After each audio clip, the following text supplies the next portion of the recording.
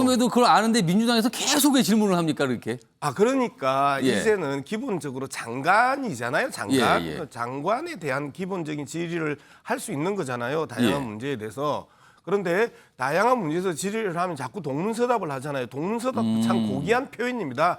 한동훈 장관한테는. 그래서 짜장면 드실래요 하는데 내가 언제 짜장면 먹는다고 그랬어요? 내가 여기 압수수색하러 간 적 아세요? 뭐 이런 식으로 이야기를 하면 어쩔 수가 없는 거야. 한동훈 장관이 국회의원들 입장에서는 굉장히 무례한 답변을 하는 것으로 평가할 수 있습니다. 예. 근데 국민의 입장에서 보면 이 국회의원들이 공부도 안 하고 본질도 비껴간 질문을 할 때 누가 야단을 칠 수 있을까요? 저는 한동훈 장관 X세대입니다.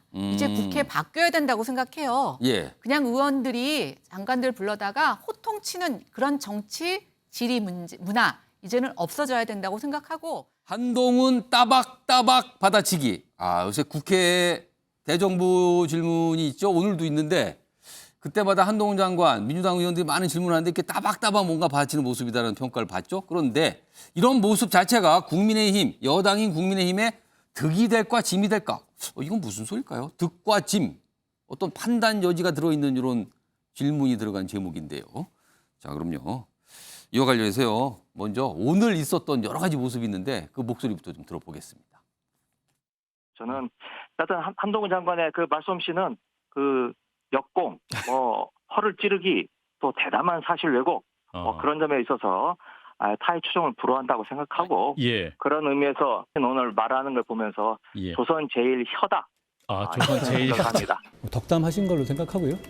김 의원님께서 덕담하셨으니까 저도 덕담 한마디 드리면 거짓말을 끊기 어려우시면 좀 줄이시는 것도 좋을 것 같다는 생각이 듭니다. 제가 처음 네. 한동훈 장관하고 처음 말을 섞어봤거든요. 네. 남이 무슨 얘기를 하면 그걸 바로 잡아갖고 딴 얘기로 되치려고 그러고. 네. 그러니까 논리적으로 되든 안 되든 그 앞에서 이렇게 만약 초등학교 아이들 말싸움하듯이 뭐 우리 집이 더 뭐가 커, 우리 집 TV가 더 커, 막 이렇게 하는 거 이런 얘기하듯이 아주 유치한 논법을 계속 쓰더라고요. 국회에서는 자기 잘못 지적받으면 호통치고 고압적으로 말 끊은 다음에 그냥 넘어가자 이러시더니 끝나고 나면 라디오 달려가셔서 그렇게 없는 자리에서 욕하고 뒤풀이 하시는 게 요즘에 민주당 의원들 유행이신가 봅니다. 장관님 애창곡이 있습니까? 예? 애창곡이 있습니까? 애창곡이요? 윤도현은 아닌데요. 국민들께서 제 애창곡을 궁금해하실 것 같지 않거든요. 저는 그것이 오히려 그런 의미 없는 질문 그리고 누구를 그냥 모욕 주기 위한 질문을 국민들께서 보시고 판단하실 문제라고 생각합니다. 저는 그럼에도 불구하고 성실하게 답변 드릴 겁니다. 제 애창곡이 누가 그렇게 관심 있겠어요? 장관이 국회나 또는 상임이나 본회의 다 포함해서 이럴 때 보여줬던 여러 가지 언사, 아나무 인식, 국회 경식, 국민 무시하는 것 이런 것도 그 윤석열 정부 평가의 하나의 단초나 또는 구성인자가 된다라고 생각하는데 어떠세요? 위원님 평가하시고요. 제가 위원님이 말씀하신 질문에 대해서 제가 뭐 강하게 얘기하지 않지 않습니까? 저는 정상적인 질문을 하실 경우에는 정상적으로 답변 드리고 있습니다. 자, 4가지 장면이 들어가 있었어요. 신지호 전 의원님. 사실 보면 사안마다 야당하고 굉장히 각을 세우고 벽을 세우는 모습이 반복되고 있거든요. 오늘도 역시 오늘 특히 유독이 많았어요. 오늘 그 장면이.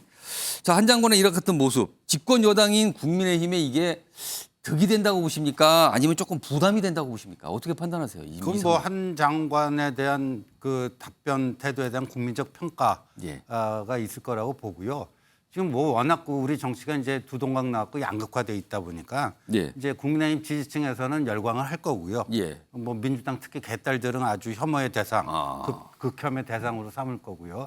그런데 저는 저도 이제 의원 시절에 그 뭐 정부 위원들 상대로 뭐 목청 높여본 적이 있는데요. 그거 다 나중에 생각해보니까 쓸데없더라고요. 괜히 본인 뭐라고 할까요? 그 인성에 좀 모자람을 오히려 나타내는 게 아닌가 이렇게 좀 제가 후회가 많이 됐는데 우리 국회의원들이 그 이제 국민의 대표로서 정부를 상대로 뭐 감시를 한다, 감독을 한다 그런 차원에서 얘기하는 건 맞아요. 그러나 마치 뭐 그 고함 지르고 뭐 하는 그런 식으로 하는 건 아니죠. 아니고 얼마든지 이제 논리와 팩트를 가지고 하면은 그러니까 지금 한동훈 장관을 지금 민주당 그 누구도 논리적으로 제압을 못 하고 있어요. 그러니까 판판이 깨진다는 표현도 네. 나와요. 지금. 그러다 보니까 이제 신경질적인 어떤 그 질문, 태도 뭐 이런 것들이 나오고 있는데, 예. 조금 더 공부를 하시고 질문하는 게 좋지 않을까 생각됩니다. 아, 지금 민주당 의원들한테 하신 당부입니까 지금? 공부 좀 하라 그 표현은요? 알겠습니다. 이번에 양무석 전 의원께 어떻게 판단하세요? 지금 내가 상황 아무리 이거? 공부를 해 나갔다 칩시다. 애창곡이 뭐냐고 물으니까 윤동현 아닌데요. 이렇게 대답을 하는데 내가 어떻게 공부를 해서 대비를 해. 짜장면 드실래요? 했더니 내가 언제 짜장면 먹는다고 그랬어요. 내가 언제 압수수색 한다고 그랬어요. 라고 대답을 하는데 예. 그걸 어떻게 대응을 해. 말을 안 섞는 게 낫지. 민주당 빵빵이 깨지는 거 알아요. 저렇게 대답을 하면 빵빵이 깨질 수밖에 없어요. 예. 황당하게 이야기를 하는데 그걸 어떻게 대응해. 다시 한 번 더 물어볼게요. 애창곡이 뭡니까? 이상훈 앵커. 근데- 윤도는 아니에요. 라고 하는데 내가 뭐라고 이야기를 하면 근데- 그 뒤로 어떻게 받아쳐. 근데 그럼에도 그걸 아는데 민주당에서 계속 왜 질문을 합니까 그렇게? 아 그러니까 예. 이제는 기본적으로 장관이잖아요. 장관. 예, 예. 장관에 대한 기본적인 질의를 할 수 있는 거잖아요. 다양한 예. 문제에 대해서. 그런데 다양한 문제에서 질의를 하면 자꾸 동문서답을 하잖아요. 동문서답도 참 고귀한 표현입니다. 한동훈 장관한테는. 그래서 짜장면 드실래요? 하는데 내가 언제 짜장면 먹는다고 그랬어요? 내가 여기 압수수색하러 간 적 아세요? 뭐 이런 식으로 이야기를 하면 어쩔 수가 없는 거야.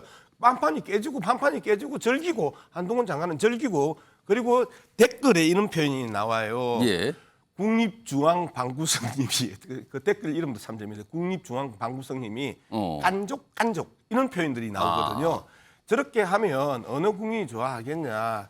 그리고 누가 봐도 통쾌하게 생각하시는 분들은 윤석열 대통령을 지지하는 한 30% 일패인데 그리고 그렇게 이 집권 여당과 정부가 신경 쓰고 있는 중도층에서 저렇게 깐족거리는 장관을 보려고 예. 우리가 이번을 찍었을까 하는 후회하지 않을까요? 저는 그렇게 생각합니다.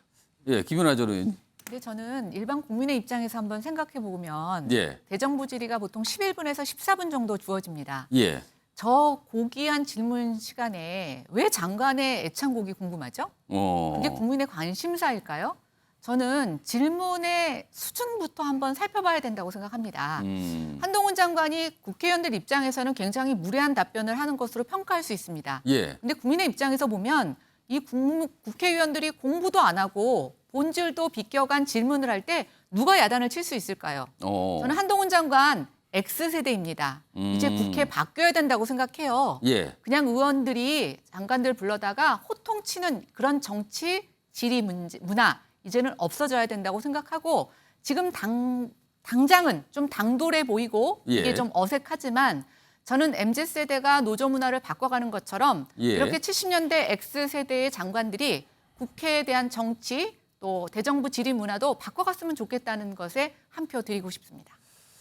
참 국회 갈 때마다 참 여러 가지 모습이 있어요. 뭐 최근에 대정부 질문이 이제 사흘째 오늘 마지막 날인데 오늘 유독이 특히 좀 모습이 많이 나와서 화면으로 좀 정리해드렸는데 다음은요 지난해 말에 여론조사를 하나 실시한 게 있습니다. 그 내용 좀 소개해드리죠. 여기 보면 주요 정치인에 대한 호감도 비호감도 조사예요. 그런데 여기 보시면 대부분 정치인들 들어가 있어요. 근데 요 가운데 한동훈 장관이 정치인 관련 조사에 딱 들어가 있어요. 호감도 비호감도 조사예요. 여기 보시면 이 초록색, 여하튼 요 하늘색 같이 되는 게 이게 호감도거든요. 29%. 그리고 비호감도가 53%. 물론 다른 정치인 대부분 다 비호감도가 50%를 넘어갔어요. 그리고 한동훈 장관도 뭐 그거의 큰 흐름에서는 뭐 비슷한 모습.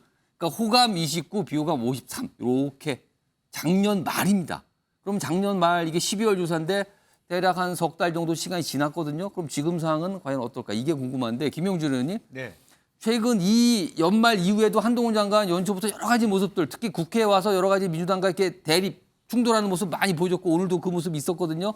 자, 이런 걸 감안하면 한동훈 장관의 호감도 비호감도 지금쯤 조사를 한다면 어떤 변화가 있다고 보십니까? 아니면 뭐 별다르지 변화가 않을 있을 거라고 거라고 보세요? 보여집니다. 두 가지 내용을 가질 텐데요. 예. 비호감도가 매우 높아졌을 겁니다. 근데 좋은 의미로 보면 예. 큰 정치인일수록 비호감도가 높습니다. 큰 정치인. 네, 지금 보십시오. 그러면 이준석 당대표, 전 당대표, 이재명 당대표, 이낙연 전 대선 후보, 안철수 의원은 원래부터 비호감도가 높은 정치인이고요. 그러게요. 제가 좀 그렇게 60%가 넘네요, 좀 여기 두 그런데. 명은. 예. 근데 사실은 비호감도가 낮은 사람이 근데 뭐 큰 정치를 하는 사람 별로 없습니다. 유승민 의원 비호감도 낮아서 대선 후보가 됩니까? 경기도지사도 못 됐잖아요. 예. 그래서 그걸 우리가 두려워할 건 아니다. 예. 그런데 다만 지금 한동훈 장관의 경우에는 국민의힘 지지자들의 셀럽이 됐다는 의미에서의 비호감도가 민주당 쪽에서 높아졌을 것이고 약간 반작용인가요, 네, 그거는요? 또 하나는 중도층에서의 비호감도가 꽤 높아졌을 겁니다. 그렇게 처음에는 판단하십니까? 매우 스마트하다고 느꼈는데 이제는 좀 최근에 유행되고 있는 뭐 편의점에 간 한동훈 장관 이렇게 답변 태도에 대해서 전혀 정치적인 무관심한 분들의 평가에 있어서 조금 이제 짜증이 난다. 예. 똑똑한 건 좋고 뭐 MZ 세대, 뭐 X 세대 다 좋은데 예. 저건 좀 과하다. 이런 조금 어떤 뭐랄까 이 부작용들이 생기고 있다. 실질적인 말하자면 비호감도가 같이 순정하고 있다. 예. 그런 부분들을 한번 생각해 볼 필요 있을 것 같습니다. 그러니까 이 국민의힘 지지층 사이에서 셀럽 반열에 이제 올라갔다.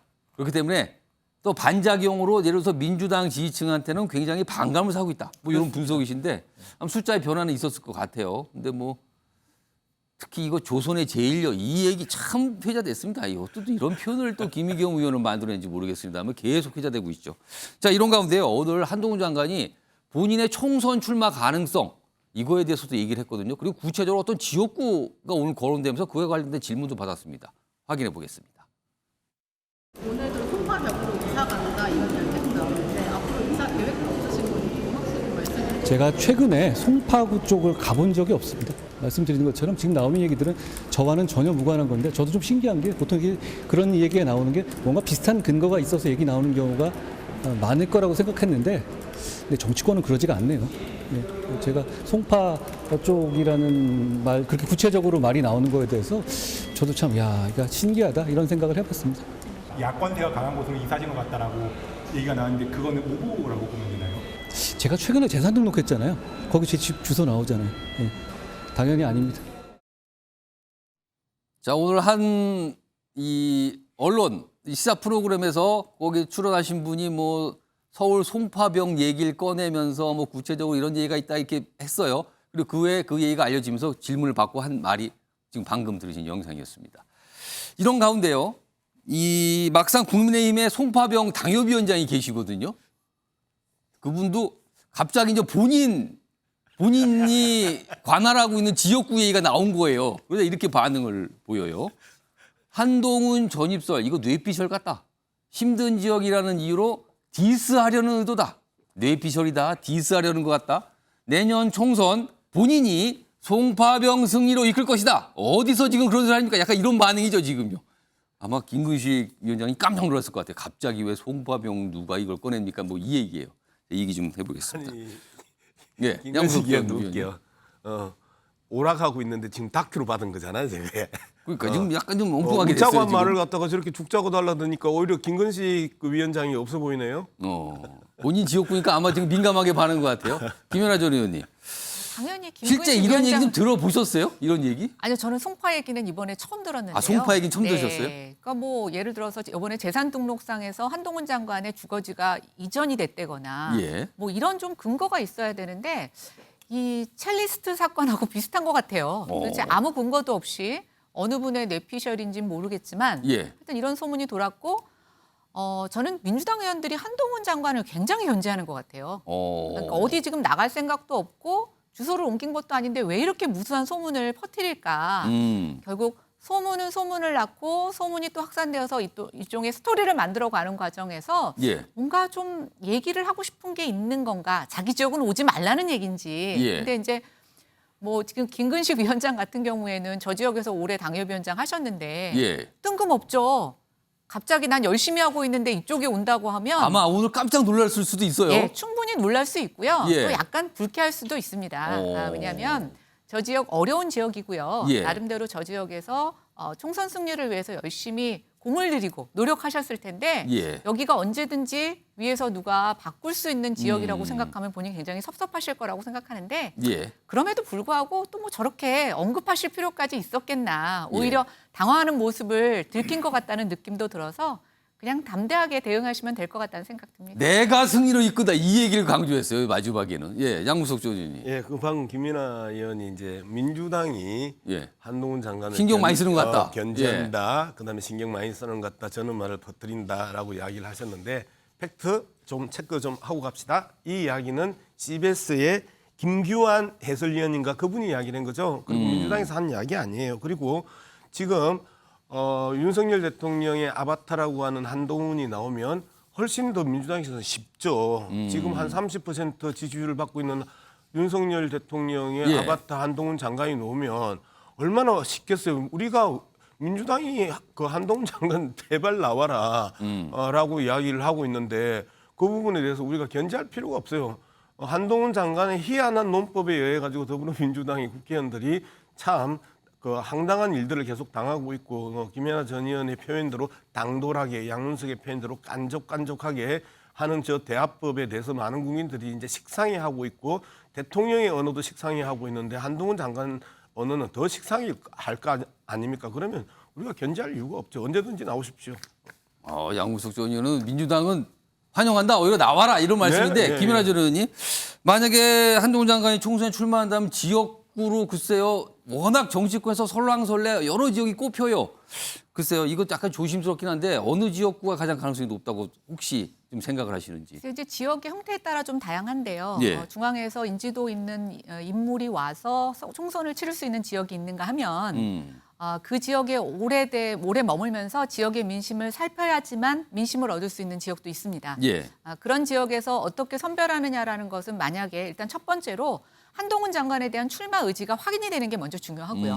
두 번째는 당이 승리를 이끌 때 한동훈 장관의 캐릭터, 한동훈 장관의 저런 입담이 어떤 쪽에 더 가점을 줄 수 있느냐, 우리 승리에 어떤 힘을 줄 수 있느냐라고 하는 전략적 판단이 필요하다고 생각이 됩니다. 근데 이제 우리가 볼 수 있는 것은 한동훈 장관이 지금 장관직을 그만두고 지역 활동을 할 수는 없지 않겠습니까? 그렇죠. 그렇다라고 치면 전략적으로 뭔가 공천해야 되는 지역에 우선 배정될 가능성은 있지만 그건 역시 지금 본인이 하겠다고 해야 되는 거죠. 그래서 뭐 지금은 예단할 수 없습니다만 저는 이제 아까 양문석 의원님과 좀 토를 달자면 한동훈 의원의 그러니까 한동훈 장관의 저런 말 답변에 대해서 사람들이 이제 좀 지겨워한다라고 하는데 그건 지극히 민주당식 해석인 것 같습니다. 국민의힘 지지자 또 중도층 중에서는 좀 뭐 받아치는 것 같지만 그래도 할 만하네. 그리고 왜 이렇게 민주당 의원들은 한동훈 장관에 대해서 쩔쩔매지? 제대로 한 방 먹이지 못하지? 이런 여론도 많다는 점 말씀드리고 싶습니다. 뭐 그건 평가가 갈리는 거니까요. 뭐 양쪽 지지자 그리고 중도층 아마 판단이 제각각 아닐까 싶기도 합니다. 아무튼 굉장히 뭐랄까요? 아까 셀럽이란 표현 나왔는데 굉장히 화제의 인물이기도 하고요. 민주당 시각에서 보자면 논쟁적인 인물인 것 같기도 합니다. 분명히. 어디 가는 주목을 바꾸는 거 분명히 보입니다.